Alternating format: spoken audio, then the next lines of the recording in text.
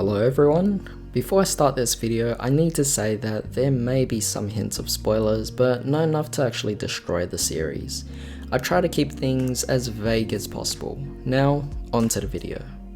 Today we will be looking at 10 series that I've personally watched that I believe deserve more love than they currently receive. This list is in no particular order, so don't expect any of them to be better than the other. They each can offer their own form of entertainment for the right audience. So, shall we begin? Alright, then let's go. The first anime we have here is Yu-Gi-Oh! So I actually recommend that anyone watch any of the Yu-Gi-Oh! Series. So yeah, really. You might be thinking this was something you watched every morning before you went to school, right? And let me guess, you're most likely were only familiar with the original series that featured Yugi as the main character. Well, I'll have you know that there are way more following Yu-Gi-Oh! Spin-offs that are well worth the watch. If you're wondering about the order of release, we obviously begin with the original series, followed by Yu-Gi-Oh! GX, Yu-Gi-Oh! 5Ds, Yu-Gi-Oh! Zexal, Yu-Gi-Oh! Arc 5, Yu-Gi-Oh! Vrains, and the latest Yu-Gi-Oh! 7s, which is still ongoing. You don't have to watch all of these series, but I'd highly recommend you watch at least one of them and decide from that particular chosen gateway series whether or not you want to watch all the other series. While they're based off playing trading card games and saving the world, there is much more to it than that. Several themes that correlate to the real world are also delved into quite amazingly. As an example, in Yu-Gi-Oh! GX we have a villain by the name of Darkness, who encapsulates the inevitable despair of humans, or rather duelists in this particular show, which leads them to his emergence in which he intends to take over the world for his own. Only through the sheer will of our protagonist here are we able to actually prove to Darkness that these struggles of despair will eventually be pushed aside by our potential of great dueling, who will pretty much, well, I guess these duelists will pretty much pave their way through this whole human disparity. Another example is in Yu-Gi-Oh! 5Ds, where Domino City, the main location of where our main cast is, has been split in two. It creates a division among the classes. We have the satellite, which is pretty much considered the slums, to which all citizens are living in poverty. Meanwhile, the tops, who live in the city, live their life in luxury, all the while despising the very existence of the satellite. This is merely just a side story among the many stories that each character evokes. And as you can see there, this is definitely quite a relatable theme, where till this very day we are still going through quite a bit of discrimination. Now, in Yu-Gi-Oh! Arc 5, we have the dimensional travel. In Yu-Gi-Oh! Vrains, we have virtual reality dueling. There is just so much more to Yu-Gi-Oh! That you could ever imagine, and it is truly worth getting into.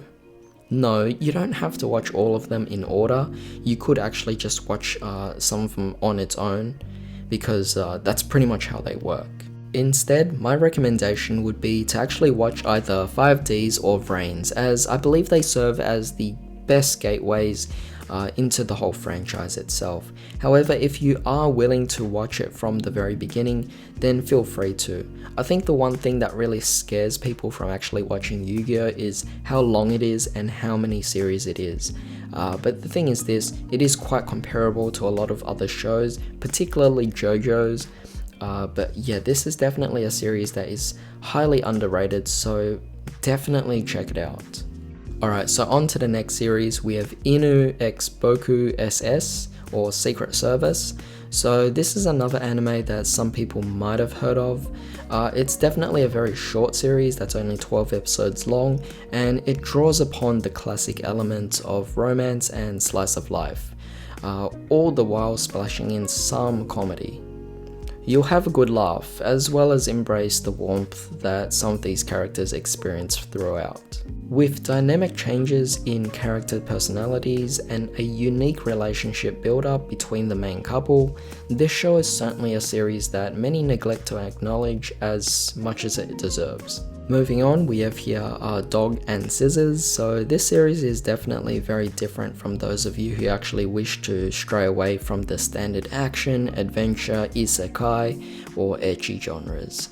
As a content creator myself, I highly recommend this series to others alike, where the story actually revolves around a guy who dies, but instead of getting isekai to another world, he's technically isekai'd as a dog with his memory intact into the same world. Somehow he can telepathically communicate with a human, or particularly a woman, who happens to be a famous author that he once actually admired when he was still human. Each episode is truly enjoyable and it's pretty much hilarious, and sometimes even heartbreaking with a few of the twists. Again, this is truly an underappreciated series that deserves a lot more attention. Moving on, we have Gekkan Shoujo Nozaki-kun. This one is definitely a lesser known one. I'm sure quite a few people won't even have heard of this, but as somewhat of a follow-up on the previous series, this one follows the story of a particular girl who happens to be caught up in the life of another student at her school. He happens to be a manga artist, and somehow she ends up being his assistant, and together they pretty much pair up to go through a series of a lot of great experiences, interacting with a wide variety of different characters. While not as delved in as something like Bakuman, which obviously that's also about manga artists, this is a much shorter series and is definitely worth your time. Consider it like a mini arc within Bakuman, it's definitely well worth your watch. Alright, so moving on, we have here Gangster. So I'm sure a lot of you guys have actually heard about this series, but I'm guessing that quite a few of you have probably never actually got into it. It's a 12 episode series with a continuing manga. The brilliance of Gangster is pretty much revolving around two men who, believe it or not, are gangsters.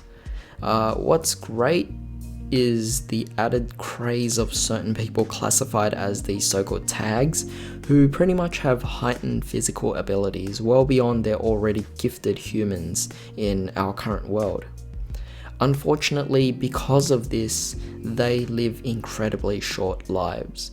Now, I'll leave a part of the mystery as to why for you when you guys actually watch the show itself. Oh, and did I forget to mention that a prostitute also gets mixed up into this as well? Sadly, the anime did end abruptly, as I would have expected the series to go on for maybe 24 episodes or maybe even more than that instead of 12, but hey, the mangaka had several hiatuses because of health issues, so because of that, I'm not really going to nitpick about that too much. But I'm still happy to read on with the rest of the manga, which, like I said before, it's still ongoing, and so I implore you to all try out this series if you still haven't. On to the next series, we have here Vatican Miracle Examiner. Wow, this series is just insane. I mean, based off novels, this series really explores deep religious themes that rival or even go beyond what Death Note evokes. I mean, it is based off miracle investigators from the Vatican. However, there are also splashes of realism that really challenge your psychological integrity. I'd say each of the mini arcs throughout the 12 episode series has been sorted into 3 or 4 episodes, paving way for the following really smoothly. The mystery and detail incorporated in these series is magnificently presented. If this sounds like a story for you, then definitely dive on in, as you'll have an experience like no other. Next on our list, we have Danganronpa. Ah yes, this was meant to be based off a game. However, that doesn't mean we should underestimate the series. I had no idea what I was getting into, but it turned out to be something I really enjoyed while moving closer to the edge of my seat. How can I describe this series? Well, I think it plays off similar to a series such as Mirai Nikki, but in a much faster pace, to which the participants of said death game are pushed to their limits to do so much that it may even hold its own to Death Note. I highly advocate that you try this series if you still haven't, as it is one of those anime that is very different from how others would be presented. Moving on here, we have Golden Time. I'm gonna say this right here, right now, but I believe this is pretty much one of the best romance anime I've ever seen. I love each of the interactions between the main characters, as well as their journeys of our characters on an independent scale. I mean, it's pretty hilarious. If you've seen Bunny Girl Senpai, then you'll definitely find this series to be just as great, or rather much better, though I do love both. Second to last on our list, we have here Holic, or XXX Holic. Here's a change. This series is something that I'm sure many of you will have actually heard of, but probably not seen.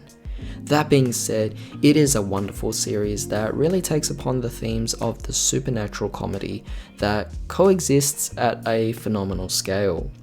If you have the longing for a series with Japanese folklore/legends, then this series is definitely for you. It may have taken me a good 2 or 3 episodes to get into because of the oddity of the art style and the storytelling, but it became all the more eye-catching as I progressed further into the series. It's from 2006 by the way, but that shouldn't deter you. If anything, it should draw you in more. Time and time again, I watch this series with the earnest attention, not giving way to miss any detail that is shown. Lastly but not least, we have After School Dice Club. Let's see. This is our final anime, which happened to be from 2019, so that was definitely very recent. However, I never actually heard anyone talking about these series, so I felt that there was just not enough justice on how entrancing this series actually was. With how the story unfolds, each of the main casts experiences their own journeys of self-growth, all the while being connected through board games. Yes, not PC games, not mobile games, not console games, but literally board games. Not only do we get to see elements of slice of life and positive character development, but we also get to see and witness board games in such a way where we actually want to go out and buy the board game itself to enjoy with our own friends and family. And yes, all the board games do exist in real life, so it is definitely well worth the watch. I have learnt about so many different games that I've never even seen or heard of before. And I just can't wait to go out there and buy these games once the lockdown's actually lifted. That was my list, so if there was ever a series that you expected, do keep in mind that I might not have seen it. But nothing is stopping you from creating your own lists for others in the comments down below, so get sharing. Speaking of which, if you enjoyed this video, please share it for those who are actually looking for some new recommendations, and also subscribe for more videos like this. In the meantime, I hope you all have a great day. This is Enigma, signing out.